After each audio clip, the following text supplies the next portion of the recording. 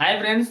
ఈ చిరావూరు గ్రామంలో మన లాలు గారు, శేషు గారు హైకోర్టుకి పెద్ద గొప్ప లాయర్లు వేయాలంటే మా ఊరు అందరూ కూడా చాలా సంతోషంగా ఉందండి.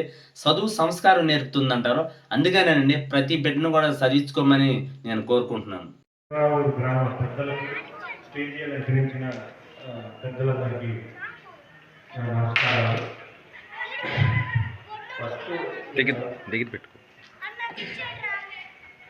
ఫస్ట్ అండి మన పల్లెటూరులో ఏం జరిగిందంటే ముందర ఆడపిల్ల మగపిల్ల ఇంట్లో ఉంటే ఫస్ట్ ప్రయారిటీ మగపిల్లాడు ఇస్తారు. వాళ్ళు చదివిస్తారు, 5 లక్షలు పంపిస్తారు. ఈ ఆడపిల్లని 10th ఇంటర్ వరకే చేస్తారు, లేదా చదివి పెళ్లి చేసి పంపించేస్తారు. ఫస్ట్ అందరిని ఈక్వల్, ఆడ మగ లేదు, అందరూ ఈక్వల్ గానే అందరూ చదవాలి. అబ్బాయి ఏం చేస్తే అమ్మాయి చదివింది, అంతేగాని అమ్మాయి ఎక్కువ అమ్మాయి తక్కువ అనే మాట అసలు అందరూ మనసులో చూసేయండి. అందరూ ఈక్వల్. వాళ్ళు ఆర్థికంగా ఆడపిల్లలు ఎదుర్కొంటే ఫస్ట్ ఆఫ్ ఆల్ ఇంకో కుటుంబ సమస్యలు ఉంది, డైవర్స్ కేసులు ఇవన్నీ రావాలి. ఫస్ట్ అది ముందు అందరినీ ఈక్వల్గా చదివేయండి ముందర. తర్వాత ఇంకొకటి ఫస్ట్ మన పల్లెటూరు లేవచ్చిన ముందు ఇల్లు అంటే డబ్బులు ఇస్తారు, మనీ సూట్ పడతాయి. ఈ మనీ సూట్ ఇచ్చేటప్పుడు కోర్టు ఏం చెప్పింది, వాడి కెపాసిటీ చూసి ఇవ్వండి. కెపాసిటీ అంటే వాడి బలమో ఏదో కాదు, వాడు రీపేమెంట్ చేసే కెపాసిటీ ఉందో లేదో చూసి ఇవ్వమంటారు. అది చూసి ఇవ్వాలి. అంతేగాని నేను వాడు ఇస్తాను డబ్బులు ఇస్తా అన్నాడు అంటే కోర్టు ఏం చేయండి, వాటి దగ్గర డబ్బులుగా తీసుకోమంటారు, లేకపోతే చేసేది ఏం లేదు. మகளிర్ కోర్టు వేస్తారు, ఇక్కడ ఏదో చేయండి, ఒకడో ఆడో పిలుస్తారు. తర్వాత అప్పీల్ వెళ్ళి గుంటూరు కోర్టు, అప్పీల్ కోర్టు 4 ఏళ్ళు పెట్టింది. తర్వాత హైకోర్టు పెట్టింది, హైకోర్టులో 10 ఏళ్ళు పెట్టింది. ఒక జనరేషన్ ఆఫ్ చూడదు. కాబట్టి డబ్బులు ఇచ్చేటప్పుడు కూడా వాళ్ళ కెపాసిటీ బ్యాక్గ్రౌండ్ చూసుకొని అంతేగాని బట్టి ఇట్లా కాకుండా చేయొచ్చు. ఇంకొకటి పార్టీ ఇన్స్టిట్యూట్లు అండి. పార్టీ ఇన్స్టిట్యూట్ అంటే కుటుంబ ఆస్తి తగాదాలు మెయిన్ ఇదే వస్తుందండి. 1985 ఎన్టీఆర్ చట్టం అంటారండి. అప్పుడు ఆడపిల్లలకు కూడా ఆస్తి హక్కులో సమాన ఈక్వల్ రైట్స్ వచ్చినాయి. అంటే మగపిల్లడికి ఎంత షేర్ ఉందో ఆడపిల్లకు కూడా అదే షేర్ ఉంది. కేసు చేయడం కాదండి, చెప్తుంది ఏంటంటే మనిషి కేసులు వేస్తే లాయర్ని పెట్టుకోవాలి, ఏం కేసు వేసినా పెట్టుకోవాలి, అవసరం పెట్టుకోవాలి. ఈ కేసు దిగేపాటికి 34 ఏళ్ళు పట్టింది. ఏది పార్టీ ఇన్స్టిట్యూట్ అయితే మகளிర్ కోర్టులు వేస్తారు, 24 ఏళ్ళు పెట్టింది. దీని తర్వాత సబ్సిక్వెంట్గా గుంటూరు కోర్టుకు వెళ్ళింది, 4 ఏళ్ళు పెట్టింది. తర్వాత హైకోర్టుకి వెళ్తాం, ఆడ 10 ఏళ్ళు 20 ఏళ్ళు పడుతుంది. దాని తర్వాత ఇక్కడికి ఓపుకుంటే సుప్రీంకోర్టుకి వెళ్తారు. ఎన్ని రోజులు అయితే చెప్పలేము. కాబట్టి పార్టీ ఇన్స్టిట్యూట్లు మాత్రం ఏదంటే ఇంట్లో కుటుంబ సభ్యుల మధ్య అందరూ కూర్చొని పార్టీని మాట్లాడుకోండి. ఇప్పుడు ఏమి సొల్యూషన్ లేనియో లేకపోతే ఏం బ్రహ్మపాలతో కాదు, అందరింట్లో కూర్చొని పెద్దమంది సంస్థ కూర్చుంటే అసలు సమస్యే కాదు.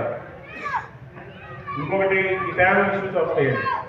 ఫ్యామిలీ డిస్ప్యూట్ చిన్నవి వస్తాయి, మ్యాట్రిమోనల్ ఇష్యూస్. పెళ్ళైన తర్వాత ఏమొస్తాయి, వీళ్ళకి చిన్న సమస్యలు వస్తాయి. సమస్యలు వచ్చినప్పుడు ఇద్దరు పెద్ద మనుషులు కూర్చోబెట్టుకుని మాట్లాడితే అసలు ఇబ్బంది లేదండి. ఆ అమ్మాయి అంటే నీ సంబంధం లేదు చూసుకుంటా అంటారు, ఇంటికి తీసుకుపోతారు. ఇద్దరు కలపాలని ఎవరికి లేదు. మా అమ్మాయి అనుకోండి, మా అబ్బాయి అనుకోండి, ఇవ్వాలి అనమాట. ఏమనుకో దాంట్లో వెనక్కి తిరిగి చూసుకుంటే 10 ఏళ్ళు తర్వాత ఈ లైఫ్ 40 ఏళ్ళు వస్తాయి, వీడికి 40 ఏళ్ళు వస్తాయి. ఇద్దరు చేసేది ఏమనుకో, లైఫ్ అంతా వేస్టే కదా. కాబట్టి ఇగోలు మాత్రం అసలు వెళ్ళొద్దు. కేసులు కూడా అన్ని కుటుంబాల మధ్య ఉంటాయండి. కేసులు కూడా చిన్న సమస్య కూర్చొని మాట్లాడడం సాల్వ్ అవుతాయండి. గుంటూరు కోర్టులోకి వెళ్తుంటే చూడండి, గుంటూరు డిస్ట్రిక్ట్ కోర్టులోకి వెళ్తుంటే రాజీ మార్గమే రాజమార్గం ఉంటుందండి. రాజీ మార్గమే రాజమార్గం అంటే కూర్చొని మాట్లాడుకుంటే దేనికైనా సొల్యూషన్ ఉందండి. అట్లా కాకుండా నేను కేసులు వేస్తాను, నేను చేసుకుంటానంటే కదా అర్థమా. ఎందుకంటే తెగవు కేసులు, అటు డబ్బులు అయిపోతుంది, ఇటు డబ్బులు అవుతుంది. ఈ ప్రాపర్టీ అమ్మడానికి ఉండదు.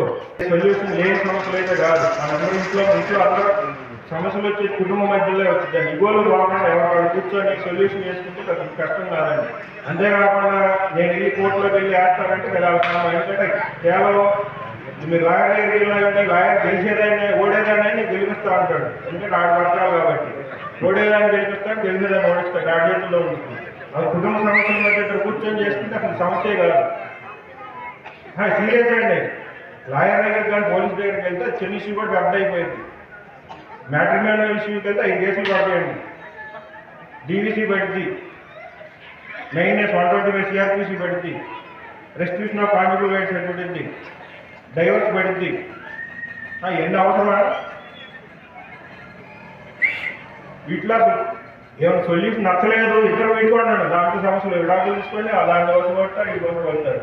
అంతేగాని వన్స్ కానీ కోర్టు ఎక్కామంటే ఇది చూసేవాడు 15 ఏళ్ళు అవుతుంది, ఇది చూసేవాడు 15 ఏళ్ళు అవుతుంది. లేదా ప్రాపర్టీ అయితే ఆడిపోయి లాభం వచ్చింది, ప్రాపర్టీలో గెయిన్ లాభం రోజులు ఉంటారు. కానీ ఈ మ్యాట్రిమోనియల్ ఇష్యూలో ఏముండదండి. వాటి మీద కేసు రిజిస్టర్ అయిందంటే వాటి మీద రౌడీ షీట్ తీస్తారండి. ఒక కేసు ఉంటే చాలు, అంతకుముందు వాడు క్లియర్ అయినా మిస్టర్ క్లియర్ అయినా సరే పోక్సో యాక్ట్ వన్స్ వాడి మీద కానీ ఎఫ్ఐఆర్ రిజిస్టర్ అయితే వాడి మీద రౌడీ షీట్ ఓపెన్ అవుతుంది. రౌడీ షీట్ ఓపెన్ అయిందంటే వాడు బాగా అమరానే చదువుతాం, ప్రతిసారి పోలీసులు పిలుస్తాడు, హెరాస్మెంట్ అనేది అక్కడ ఉంది.